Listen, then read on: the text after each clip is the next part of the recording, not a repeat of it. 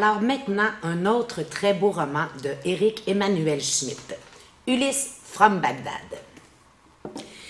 Alors ici, on entre là, dans le contexte socioculturel, pour vous le dire comme ça, là, ceux qui sont peut-être un petit peu plus âgés, sinon vous allez le découvrir, c'est magnifiquement décrit.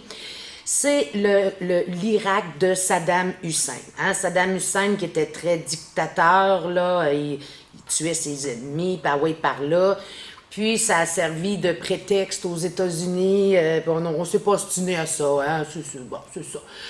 À rentrer là-dedans, militairement parlant, et on sait très bien que dans le fond, c'est qu'on voulait aller se négocier aussi des beaux contrats de pétrole après ça, là, mais on ne s'est pas soucié vraiment de la qualité de vie des Irakiens, du petit peuple, et avec nos embargos et tout ça, on a contribué au chaos et à la misère des habitants.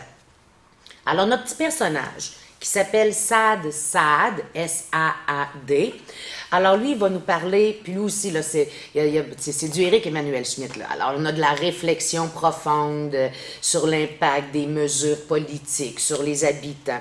Puis il va parler aussi de la loterie de la naissance, hein? Alors, comme il dit, lui, il a envie d'habiter un endroit habitable.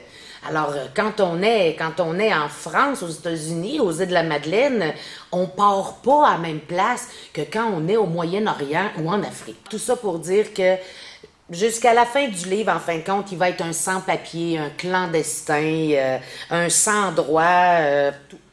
Alors, notre personnage, il lit le Coran, il est musulman. Oui. Alors, tous les Irakiens sont des suspects pour Saddam Hussein. Alors, à un moment donné, là, c'est vraiment de la guerre. Ses sœurs reviennent à la maison veuves avec leur bébé. Les deux maris se sont fait tuer. Alors, on instaure un blocus économique là, avec l'ONU, ce qui place l'Irak sous embargo.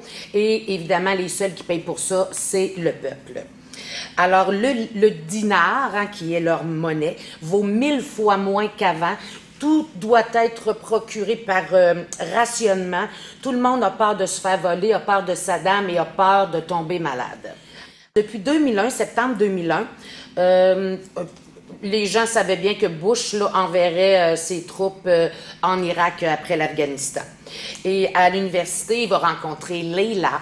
Ça sera l'amour de sa vie. Alors au moins, cet amour-là lui permettait de tenir le coup, hein, parce qu'il n'y avait pas d'électricité 8 heures par jour, il n'y avait pas d'égout, les égouts étaient saturés et l'eau n'était pas bonne à boire. Alors là, à un moment donné, si vous avez vu passer ça aux nouvelles, là, il y a eu la chute de la statue de bronze de Saddam Hussein, là, et le 1er mai 2003, la guerre était finie. Mais la guerre civile a commencé et là, c'était encore pire. Ça n'arrêtait pas les bombes, c'était les zones chiites, les zones sunnites, les zones américaines. Il dit on communiquait par balles et par explosifs. Alors, son père, en allant chercher de l'aide, à un moment donné, au travers des tirs, se fait tuer. Là, sa mère dit à Saad, pars d'ici pour travailler, pour essayer de faire des sous à quelque part, nous aider. Alors, évidemment, là, le livre, c'est ça. C'est quoi être clandestin? C'est un stress continuel, c'est arriver dans un nouvel endroit, t'es hors la loi, comme il dit, sans être contre la loi. Mais t'en as pas de papier. Puis là, lui, ça l'insulte bien raide quand il se fait arrêter, puis qu'on lui dit « l'Irak est ton pays ». Non, il en veut pas, c'est pas vivable, là. Alors, il va devoir travailler longtemps, évidemment sous-payé, puisqu'il s'est considéré comme des moins que rien. Pour venir alors, il va travailler beaucoup, pour manger très peu, dormir dans des établissements en ruine, sont sur le bord d'être démolis. C'est ça. Alors là, c'est ça, il peut plus se faire reconnaître comme réfugié, puisque maintenant, il disait, ben là, vu que la guerre est finie, l'Irak est devenu un pays libre. Mais lui, son idée, c'est de se rendre en Angleterre. Fait qu'il va traverser, là, c'est ça, il va longer les mers, là. Oui, le Caire, et ah ouais, par là, ça va jusqu'en Italie, la France, et bon.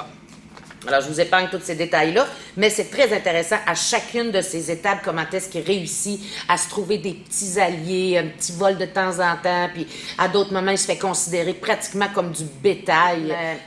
Il restera sans papier tout le long. On espérera qu'il puisse gagner assez d'argent pour se procurer de faux papiers. Et vous avez aussi à la fin du livre, c'est bien intéressant, l'Irak de Saddam Hussein du 17 juillet 1968 au 30 décembre 2006.